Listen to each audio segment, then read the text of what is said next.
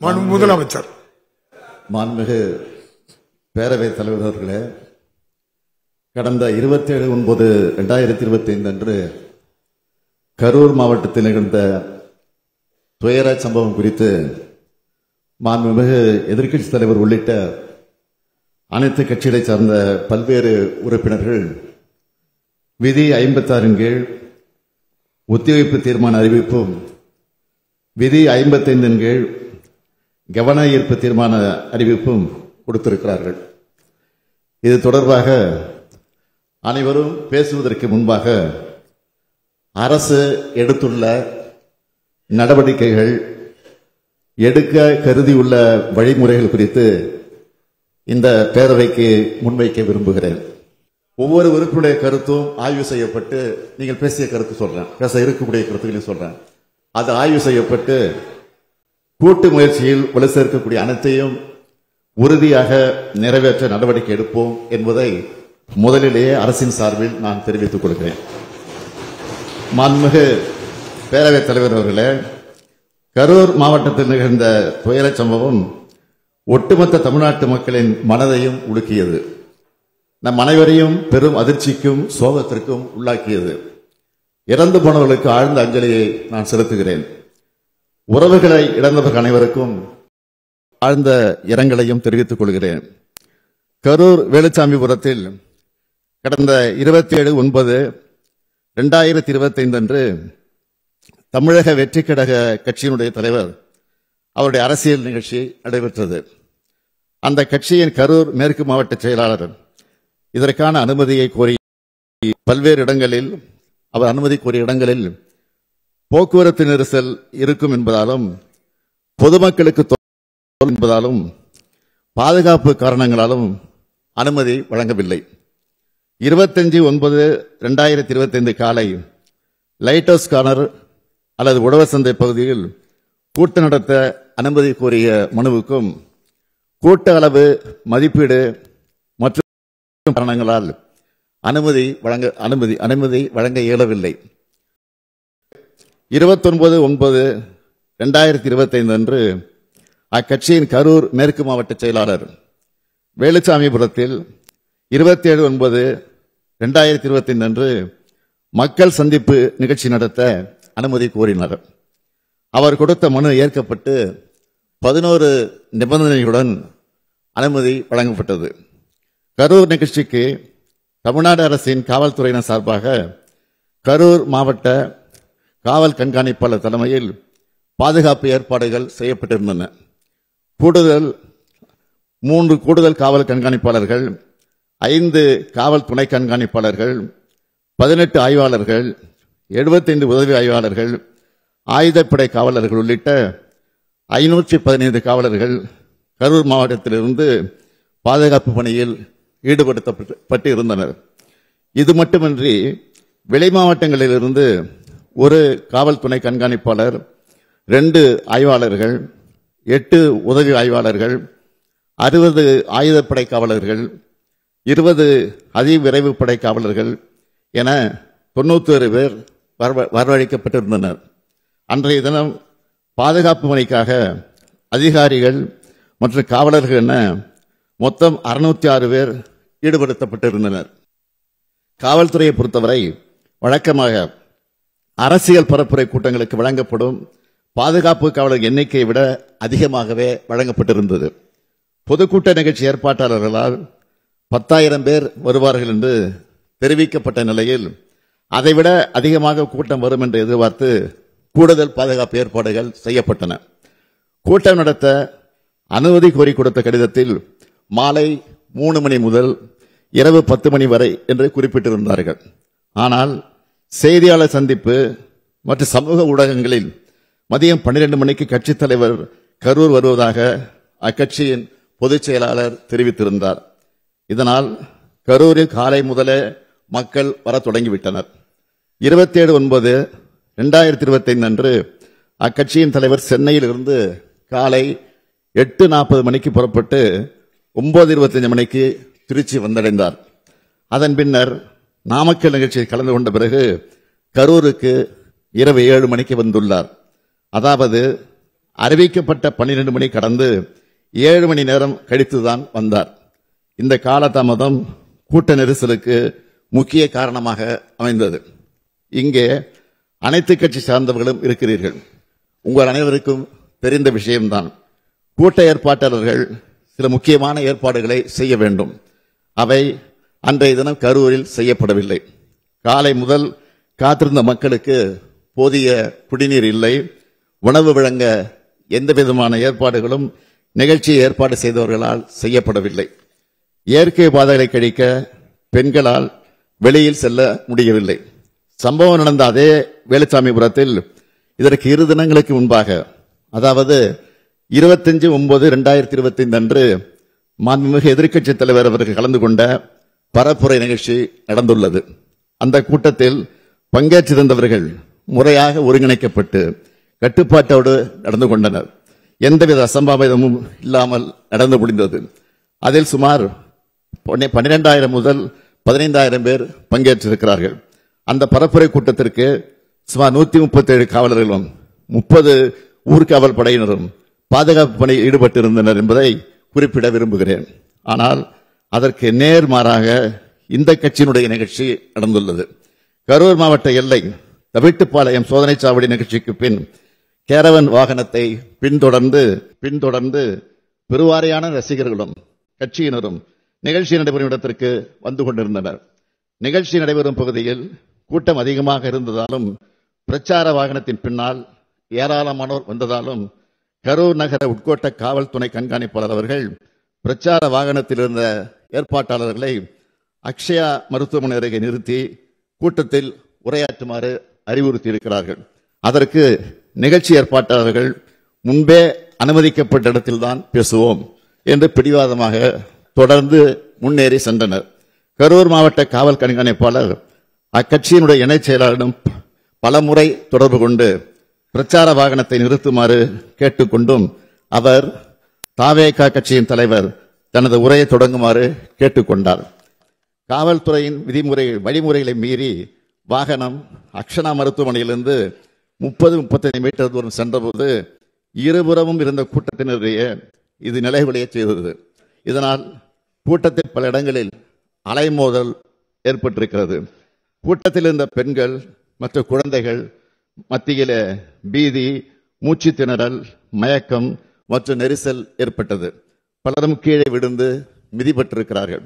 கூட்டத்தின் ஒரு பகுதியினர் ஜெனரேட்டர் பகுதிக்குள் நுழைந்து தகர கொட்டகையை அகற்றியும் வெளியேற முயற்சி செய்திருக்கிறார்கள். இதனால் மின்சாரம் தாக்குவதை தடுக்க ஜெனரேட்டர் ஆபரேட்டர் மின்சாரத்தை துண்டித்திருக்கிறார். நிகழ்ச்சி நடைபெற்ற இடத்தில் கூட்ட நெரிசலால் காயமடைந்தும் சோர்வினால் மயக்கமடைந்தும் மக்கள் உதவி கோருவதை கவனித்து காவல்துறையினர் மருத்துவமனை ஆம்புலன்ஸுக்கு தகவல் அனுப்பி வரவழைத்திருக்கிறார்கள். இவ்வாறு கூட்ட நெரிசல் ஏற்பட்ட போது அவர்களை காப்பாற்றத்தான் ஆம்புலன்ஸ் வந்ததை தவிர நெரிசல் ஏற்படுவதற்கு முன்பு எந்த ஆம்புலன்ஸும் வரவில்லை. காவல்துறை, தீயணைப்பு மற்றும் மீட்புத் துறையினர் மற்றும் ஆம்புலன்ஸ் மீட்புக் குழுவினர் காயமடைந்தவர்களை மீட்டு அருகில் உள்ள மருத்துவமனைகளுக்கு அனுப்பி வைத்தனர். மீட்பு பணிகளில் முழுவீச்சு நடைபெற்றுக் கொண்டிருக்கும் போது தாவேகா கட்சியினர் 2 ஆம்புலன்ஸ் ஓட்டுநர்களை தாக்கி ஆம்புலன்ஸ் வாகனத்தை சேதப்படுத்தி இருக்கிறார்கள். இதனால் மீட்பு பணிகள் தடைப்பட்டன. இது தொடர்பாக கரூர் நகர காவல் நிலையத்தில் 2 வழக்குகள் பதிவு செய்யப்பட்டு விசாரணை நடந்து வருகிறது. சம்பந்தப்பட்ட நபர் கரூர் நீதித்துறை நடுவர் முன்பு சரணடைந்திருக்கிறார். மற்றொரு குற்றவாளி 2 வழக்குகளிலும் தொடர்புடையதாக கைது செய்யப்பட்டிருக்கிறார். மாண்புமிகு பேரவைத் தலைவர் அவர்களே, கரூரில் தமிழக வெற்றி கழக கட்சியின் பரப்புரை கூட்டத்தில் நெரிசல் ஏற்பட்டு மக்கள் இறப்பு ஏற்பட்டுள்ளது என்று தகவல் அறிந்த உடனேயே தமிழ்நாடு அரசு உடனடி நடவடிக்கைகளை மேற்கொண்டது. மருத்துவம் மற்றும் மக்கள் நல்வாழ்வுத்துறை அமைச்சர், முதன்மை செயலாளர், தேசிய நல்வாழ்வு குழும இயக்குனர் உள்ளிட்டோர் உடனடியாக கரூருக்கு அனுப்பப்பட்டார்கள். மேலும் அன்று இரவே நானும் கரூருக்கு சென்று பாதிக்கப்பட்ட குடும்பங்களை சந்தித்து ஆறுதல் கூறினேன். கரூர் துயரத்தை கேள்விப்பட்டதும் என்னால் வீட்டில் இருக்க முடியவில்லை. அதனால்தான் உடனடியாக கரூருக்கு அன்றைய இரவே சென்றேன். மருத்துவமனையில் சிகிச்சை பெற்றவர்களை நேரில் பார்வையிட்டு மருத்துவரோடு ஆலோசித்து உத்தரவு பிறப்பித்தேன். அரசின் அனைத்து துறைகளிலும் ஒருங்கிணைந்து செயல்பட்டனர். அமைச்சர்கள் பலரும் அங்கு சென்று பணியாற்றினார்கள். கரூர் அரசு மருத்துவக் கல்லூரி மருத்துவமனையில் கூட்ட நெரிசலில் பாதிக்கப்பட்ட முதல் நபர் இரவு 7:47 மணிக்கு அனுமதிக்கப்பட்டார். தொடர்ச்சியாக 200க்கும் மேற்பட்டோர் சிகிச்சைக்காக கொண்டு வரப்பட்டார்கள். அனுமதிக்கப்பட்டவர்களுக்கு சிறப்பு சிகிச்சை அளிப்பதற்காக சேலம், நாமக்கல், மதுரை, திருச்சி, திண்டுக்கல், கோயம்புத்தூர், புதுக்கோட்டை ஆகிய இடங்களிலிருந்து 152 மருத்துவர்கள், செவிலியர்கள், மருத்துவ உதவியாளர் வந்து பணியில ஈடுபட்டார்கள். பொது சுகாதார இயக்குநர் தலைமையில் கூடுதல் மருத்துவ குழுக்கள் அமைக்கப்பட்டன. கரூர் மருத்துவமனையில் அனுமதிக்கப்பட்ட 700 படுக்கைகளோடு எந்த அவசர நிலையும் சமாளிக்க ஏதுவாக கூடுதலாக 400 படுக்கை வசதி ஏற்படுத்தப்பட்டுள்ளது. 24 மணி நேர அவசர சிகிச்சை மையம், சிடி ஸ்கேன், ஆய்வகங்கள் உள்ளன. பணிகளை விரைவுபடுத்திட திருச்சிராப்பள்ளி, திண்டுக்கல் மாவட்ட ஆட்சித்தலைவர்கள் மற்றும் மாவட்ட மருத்துவக் குழுவினர் கரூர் அரசு மருத்துவக் கல்லூரி மருத்துவமனைக்கு வந்து ஹெல்ப் டெஸ்க் அமைத்து இறந்தவர்களின் உடல்களை காவல்துறை உதவியோடு அடையாளம் கண்டு பொது சுகாதாரம் மற்றும் நோய் தடுப்பு மருந்துத்துறை அலுவலர்களின் உதவியோடு உடற்கூராய்வு செய்வதற்கு ஏற்பாடு செய்தனர். கரூருக்கு அருகில் உள்ள சேலம், நாமக்கல் மற்றும் மதுரை அரசு மருத்துவக் கல்லூரி முதல்வர்கள் தங்கள் மருத்துவக் கல்லூரியிலிருந்து சிறப்பு மருத்துவ குழுக்களோடு 27/9/2025 அன்று இரவு கரூர் அரசு மருத்துவக் கல்லூரி மருத்துவமனைக்கு வந்தனர். இது தவிர திருச்சிராப்பள்ளி, திண்டுக்கல், கோயம்புத்தூர், புதுக்கோட்டை உள்ளிட்ட அரசு மருத்துவக் கல்லூரியில் இருந்தும் சிறப்பு மருத்துவர்கள், செவிலியர்கள், ஆய்வக வல்லுநர்கள், பிரேத பரிசோதனை உதவியாளர்கள் என மொத்தம் 152 பேர் கரூர் அரசு மருத்துவக் கல்லூரி மருத்துவமனைக்கு வந்தனர். இச்சம்பவத்தில் சிகிச்சை பெற்று வந்த அனைவரும் வீடு திரும்பி இருக்கிறார்கள். ஒருவர் மட்டும் சென்னை ஸ்டான்லி அரசு மருத்துவமனையில் சிகிச்சையில் இருக்கிறார். உயிரிழந்தவர்களின் மொத்த எண்ணிக்கை 41. இதில் ஆண்கள் 13 பேர், பெண்கள் 18 பேர், குழந்தைகள் 10 பேர்.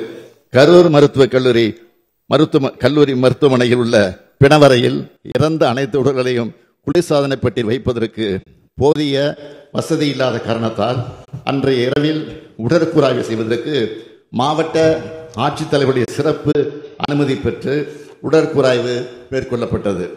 உடனடியாக உடற்கூராய்வு நடைமுறைகளை முடித்து பாதிக்கப்பட்ட துக்கத்தில் இருக்கக்கூடிய குடும்பங்களிடம் உடல்கள் ஒப்படைக்க வேண்டி கரூர் அரசு மருத்துவக் கல்லூரி தடவியல் துறை தலைவர் சங்கர் அவர்களுடைய தலைமையில் 24 மருத்துவர்கள் மற்றும் 16 உதவி பணியாளர்கள் அடங்கிய குழு அமைக்கப்பட்டு உடற்கூராய்வு செய்யப்பட்டது.